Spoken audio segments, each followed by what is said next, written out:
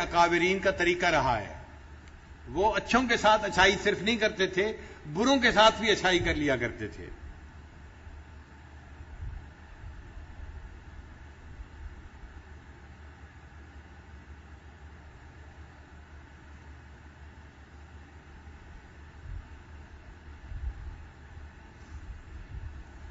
اور یہ بھی پتہ چلا کہ جیسے کشتی کو غصب کر رہا تھا وقت کا بادشاہ، تو کسی کے مال کو غصب کرنا یہ حرام ہے.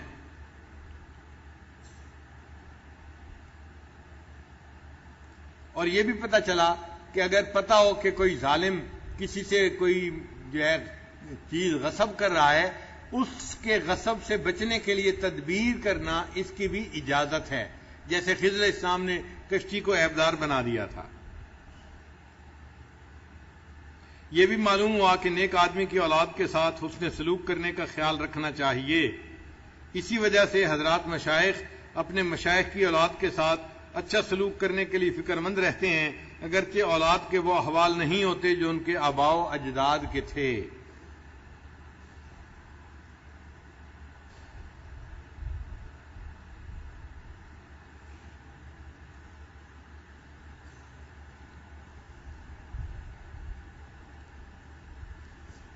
پھر فرماتے ہیں کہ حضرت خضر علیہ السلام نے جس لڑکے کو قتل کیا، اس کے بدلے اللہ تعالیٰ نے ان کے والدین کو اولاد عطا فرمائی. اس میں دو روایتیں ہیں. ایک روایت میں یہ ہے کہ ان کو ایک اور بیٹا ملا جو پہلے کی نسبت نیک بنا اور زیادہ ماں باپ کا فرما بردار بنا اور ایمان والا بنا.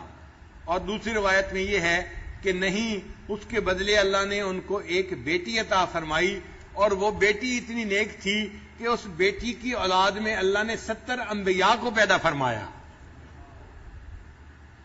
تو بڑا نفع کا سودا تھا ماں باپ کے لیے کہ جن کی بیٹی کی اولاد میں سے اللہ نے 70 انبیاء کو پیدا فرما دیا.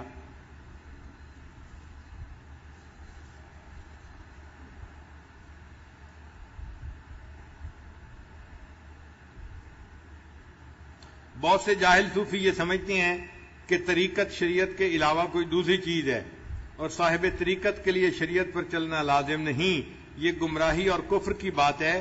طریقت شریعت کے علاوہ کوئی چیز نہیں، وہ تو شریعت کی خادمہ ہے. نفس کو احکام شریعت پر ڈالنے اور بشاشت کے ساتھ احکام شریعت کو ادا کرنے کی محنت کرنے کا نام تصوف ہے.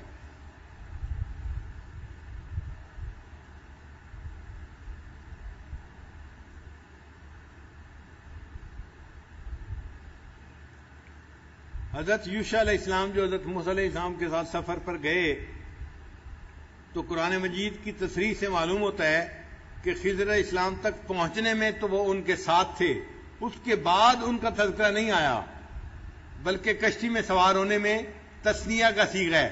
جیسے حضرت موسیٰ علیہ السلام اور حضرت خضر علیہ السلام بس دونوں نے ہی سفر آگے شروع کیا. وہ غلام لگتا ہے کہ وہیں تک رہ گئے، اس کے آگے وہ ساتھ نہیں چلے.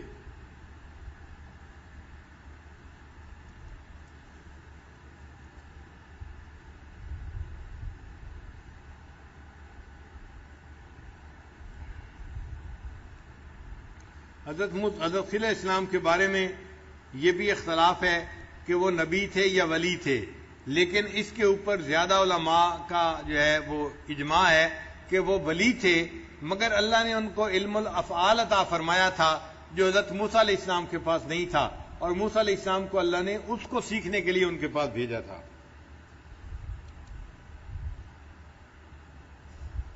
اس کا پتہ یہ چلا کہ اکابر اپنے اصاغر سے بھی فائدہ اٹھا سکتے ہیں علمی اعتبار سے.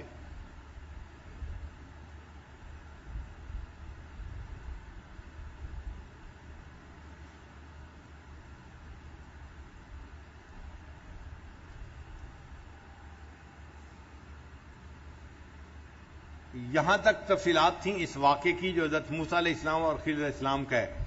اب ہم پچھلے سبق کو تھوڑی دیر کے لیے ریپیٹ کر لیں تاکہ وہ تازہ ہو جائے. سورہ کہف کے اندر کتنے واقعات کا تذکرہ ہے؟ 5 واقعات کا. مرکزی واقعہ کون سا ہے؟ حضرت آدم علیہ السلام اور ابلیس کا. اور اس سے پہلے کتنے واقعات ہیں؟ 2 واقعات ہیں. وہ کن کے ہیں؟ ان میں پہلا واقعہ نوجوانوں کا ہے اصحاب کہف والرقیم کا، اور دوسرا واقعہ ایک عام آدمی کا ہے جس کو اللہ نے مال تو دیا تھا لیکن وہ ایمان سے محروم ہو گیا تھا۔ اب پہلے واقعے سے ہمیں کیا سبق ملتا ہے؟ اصحاب کہف کے واقعے سے کہ ایمان بچانے کے لیے کبھی کبھی انسان کو کہف میں بھی جانا پڑتا ہے۔ اب اصحاب کہف تو واقعی ایک پہاڑ کے اندر کہف میں چلے گئے تھے۔ آج کے دور میں ہر بندہ پہاڑوں کے اندر تو نہیں جا سکتا، تو جو بندہ جہاں بھی رہ رہا ہے اس کو چاہیے کہ وہ کسی نہ کسی کہف میں جڑ کر رہے تاکہ اس کا ایمان جو ہے وہ زمانے کے حوادث سے بچ جائے۔ اب کتنے کہف ہیں؟ 5 کہف ہیں۔ کون کون سے؟ یہ جو علم کے مدارس ہیں یہ کہف ہیں، یہ جو اللہ والوں کی خانقاہیں ہیں یہ کہف ہیں۔ اللہ والوں کی خانقاہیں اس لیے کہا جاتا ہے کہ بعض خانقاہوں میں بدعات ہوتی ہیں، عقائد ٹھیک نہیں ہوتے، وہ ایمان الٹا خراب کرنے کی جگہیں ہوتی ہیں، وہ کہف نہیں ہوتے، وہ تو الٹا ایمان کو خراب کرنے والے لوگ ہوتے ہیں۔ ایسی جگہوں سے بچنا چاہیے۔ جہاں اللہ اللہ کرنے والے صاحب شریعت لوگ ہوں ان کی جگہیں کہف ہوتی ہیں۔ اور تیسری جگہ کون سی ہے؟ دعوت و تبلیغ کا کام، کہ اس کے ساتھ جو بندہ جڑ جاتا ہے، آج کے دور میں ہم نے دیکھا اللہ اس کے بھی ایمان کو محفوظ فرما لیتے ہیں۔ ایک اور بات ذہن میں رکھیے کہ یہ جتنے بھی کہف ہیں نا، اس میں مختلف شعبوں میں مختلف لوگ محنت کر رہے ہیں، تو کبھی بھی ایک شعبے کا بندہ دوسرے شعبے پہ اعتراض نہ کرے۔ بعض ناسمجھی کی وجہ سے کہتے ہیں جی بس ذکر ہی اچھا ہے، شیخ کے پاس ہی آنا چاہیے، جو نہیں آئے گا وہ نہیں بن سکے گا۔ وہ دوسرے شعبے کے لوگوں کو کمزور ثابت کرتے ہیں، برا کہتے ہیں، یہ غلط بات ہے، یہ جہالت کی بات ہے، کبھی بھی ایسا نہیں کرنا چاہیے۔ اور بعض لوگ جو دعوت و تبلیغ میں نکل پڑتے ہیں عوام الناس میں سے ہوتے ہیں، اور وہ بھی سمجھتے ہیں کہ ہم نے ایک چلہ لگا لیا، اب ہم جو ہیں مدارس کے شیخ الحدیث اور مفتی سے بھی بڑے دین کے دائی بن گئے۔ تو یہ اس قسم کی غلطیاں انسان کر جاتے ہیں، یہ عام طور پہ امیچورٹی کی وجہ سے ہوتی ہیں۔ کبھی بھی دین کے شعبے کا ایک بندہ دین کے دوسرے شعبے کے بندے کے ساتھ جو ہے وہ بحث مباحثہ نہ کرے اور ان کے ساتھ کبھی بھی نہ الجھے۔ آپ نے کبھی دیکھا کہ فوج ہے، اس میں ایک زمینی فوج ہے آرمی، ایک ہوتا ہے ہوائی فضائیہ، ایک ہوتی ہے بحریہ، ایک فوجی دوسرے فوجی کے بارے میں کوئی بھی بات کر رہا ہوتا ہے؟ نہیں، وہ سب ایک دوسرے کے ساتھ مل کے کام کرتے ہیں کہ وہ سب اپنے آپ کو ایک سمجھ رہے ہوتے ہیں کہ ہم مختلف انداز سے ملک کی حفاظت کر رہے ہیں۔ اسی طرح دین کا کام جو کرنے والے لوگ ہیں، جس شعبے میں بھی کوئی کر رہا ہے، یہ سب کے سب دین کی حفاظت کرنے والے لوگ ہیں، اپنے ایمان کو بچانے والے لوگ ہیں۔ ہمیں دوسرے کے اوپر تنقید نہیں کرنی چاہیے بلکہ ان کا تعاون کرنا چاہیے، اچھے الفاظ کہنے چاہیے، اور کبھی بھی آپس میں ایک دوسرے کے ساتھ اس طرح کا معاملہ نہیں کرنا چاہیے۔ یہ غلطی چونکہ نوجوان کر جاتے ہیں، اس لیے اس کے لیے بھی بتا دینا ضروری بات تھی۔ تو پہلا کہف تھا مدرسہ، دوسرا کہف تھا اللہ والوں کی خانقاہیں، اور تیسرا کہف تھا دعوت و تبلیغ کا کام، اور چوتھا کہف ہے قرآن مجید کا درس۔ جہاں بھی ہوتا ہے اور کوئی بھی صحیح العقیدہ عالم اس کا درس دیتا ہے، آپ اس کے ساتھ جڑ کے رہیں۔ قرآن مجید کا درس، اللہ نے قرآن مجید کو قیامہ بنایا ہے، یہ بندے کے ایمان کو بچا لیتا ہے۔ الحمدللہ ہم نے اپنے بچپن میں دیکھا، جب ہم چھوٹی عمر میں پرائمری اسکول میں جاتے تھے، کہ ہمارے شہر میں شاید 50 سے زیادہ جگہ درس قرآن ہوا کرتا تھا۔ ہر روز فجر کے بعد مسجد کے جو عالم تھے وہ درس قرآن دیا کرتے تھے اور لوگ بیٹھتے تھے، لوگوں کا معمول تھا۔ آہستہ آہستہ یہ چیز ختم ہوتی جا رہی ہے۔ ابھی مجھے معلوم نہیں کہ ہمارے شہر میں کتنی جگہوں پہ درس قرآن ہوتا ہے یا نہیں ہوتا۔ یہ ایک بڑی اعلیٰ چیز ہے جو طلباء علم پڑھتے ہیں اور کچھ کریں نہ کریں، کہیں نہ کہیں کسی نہ کسی جگہ روزانہ فجر کے بعد درس قرآن کو اپنا فرض منصبی سمجھیں، تاکہ اس کی وجہ سے امت کا ایمان محفوظ ہو جائے۔ اور جو مسجد کے ذمہ دار حضرات ہیں، متولی ہیں یا کمیٹی کے لوگ ہیں، وہ بھی کوشش کریں کہ ان کی مسجد میں درس قرآن روزانہ ہونا چاہیے۔ یہ امت کے لیے ایمان کے بچنے کا سبب ہے۔ عقیدے ٹھیک رہتے ہیں، اعمال اچھے رہتے ہیں، لوگ نفس اور شیطان سے بچ کے اللہ کے بن کر زندگی گزارنے والے بن جاتے ہیں۔ تو اس کہف پر بھی اور زیادہ محنت کرنے کی ضرورت ہے. عوام الناس کا رابطہ قرآن مجید سے بڑھانے کی ضرورت ہے. اور 5واں کہف کون سا ہے؟ مکہ مکرمہ اور مدینہ منورہ. وہ کیسے کہف بن گیا بھائی؟ حدیث مبارکہ سے ثابت ہے کہ دجال پوری دنیا کا سفر کرے گا، لیکن اس کو مکہ مکرمہ اور مدینہ منورہ میں دانے کی اجازت نہیں ہوگی. حدیث مبارکہ میں ہے اللہ تعالیٰ فرشتوں کو متعین کر دیں گے جو مکہ مدینہ کے باہر بھی حفاظت کے لیے جو ہے وہ پہرا لگا دیں گے، اور مدینہ طیبہ میں بھی حفاظت کے لیے پہرا لگا دیں گے. دجال اندر داخل نہیں ہو سکے گا. ہاں جو اندر رہنے والے کمزور لوگ ہوں گے نا، ان کے لیے ایک ابتلا آئے گی. وہ کیا ہوگا کہ مکہ مکرمہ اور مدینہ منورہ میں ایک زلزلہ سا آئے گا.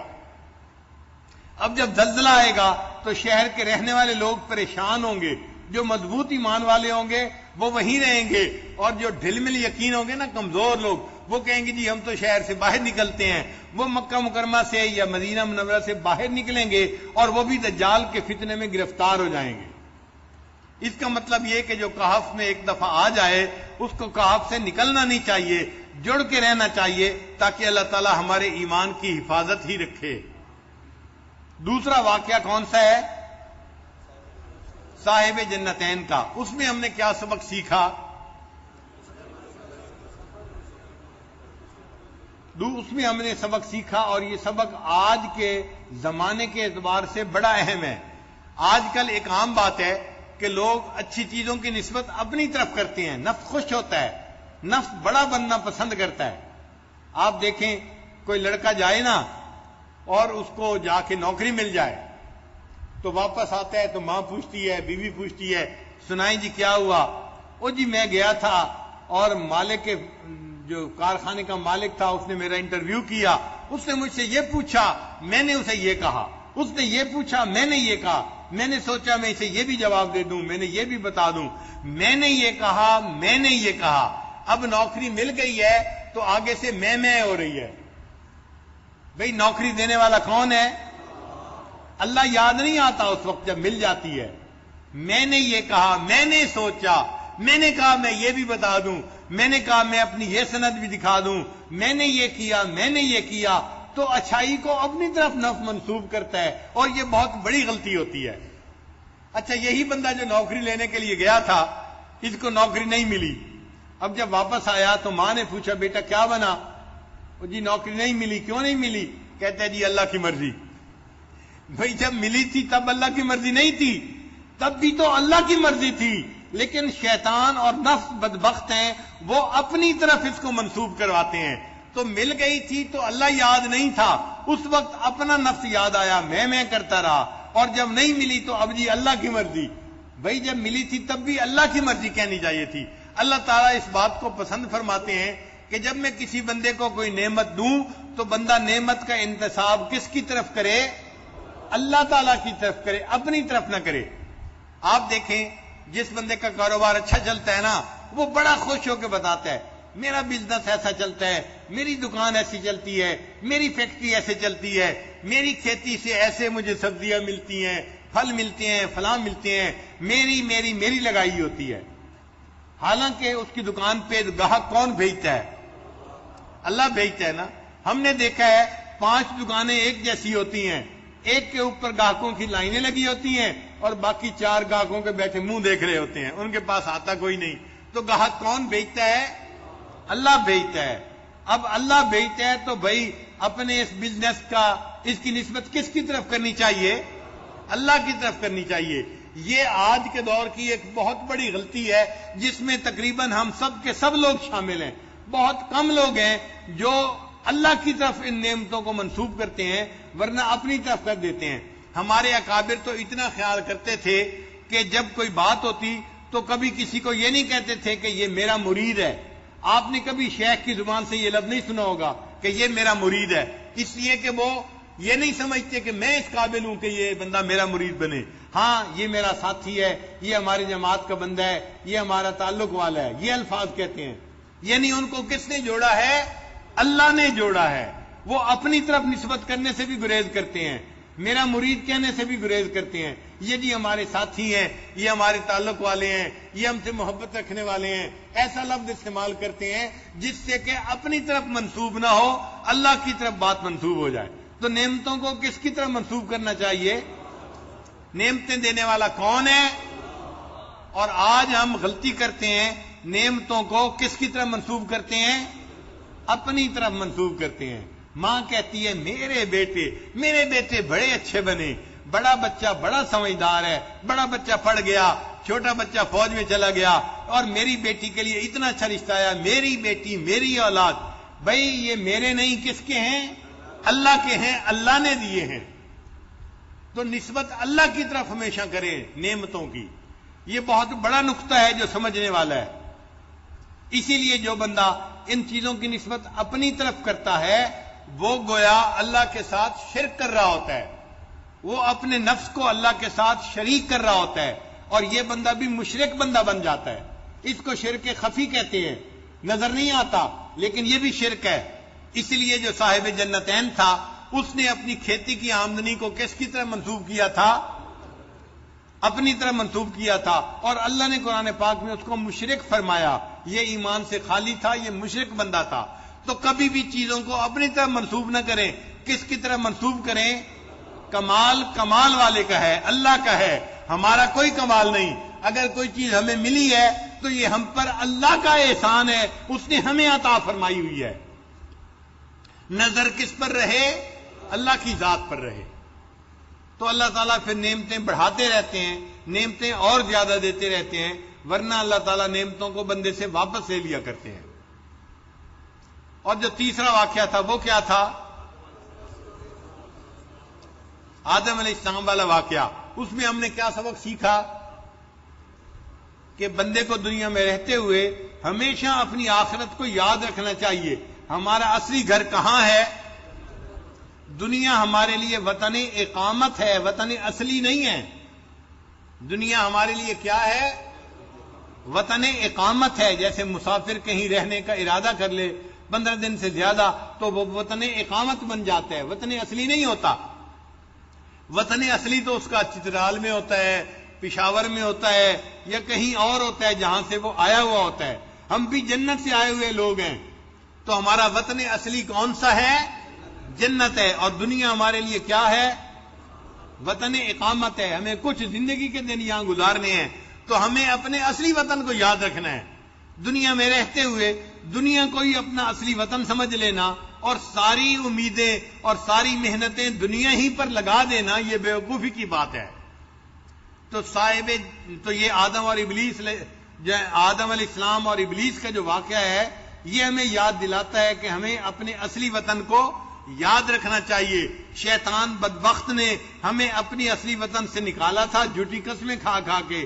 اب ہم یہاں پہ ہیں، یہ دشمن ہے، ہمیں اس سے بچ کے رہنا ہے. یہ اب بھی ہمیں جنت میں واپس جانے سے روکتا ہے، گناہ کرواتا ہے تاکہ یہ جنت جانے کے دوبارہ قابل نہ بن جائیں.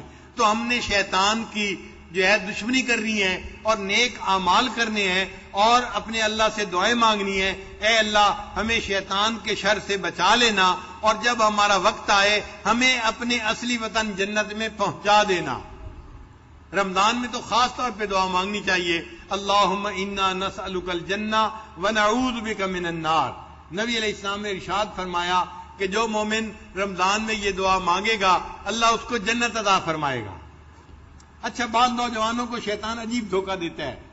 وہ کہتے ہیں جی جنت کیا مانگنی، حوریں پریاں کیا مانگنی. ان کو یہ نظر آتا ہے کہ جنت میں صرف حوریں پریاں ہی ہیں، اس کے سوا اور کوئی کام نہیں ہے.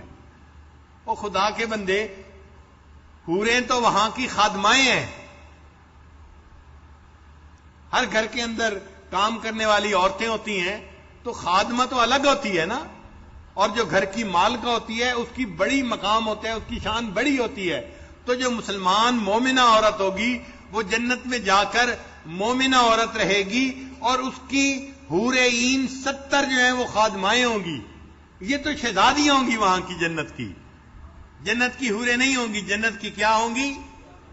تو جو مومن عورتیں ہیں وہ جنت کی کیا ہوں گی؟ شہزادیاں ہوں گی. 70 حور عین ان کی خادمائیں ہوں گی. اور ہر حور عین کی 70,000 حوریں خادمہ ہوں گی. آپ سوچیں کتنی حوریں ہوں گی وہاں پہ. اور آج کا نوجوان حور کا نام سن کے جو ہے وہ پریشان ہو جاتا ہے اور کہتا ہے جی کہ جنت جو شاید بنی اسی لیے ہے. بھئی جن میاں بیوی کی آپس میں محبتیں ہوتی ہیں وہ گھر کے کام کرنے والی کی طرف تو آنکھ اٹھا کے بھی نہیں دیکھا کرتے.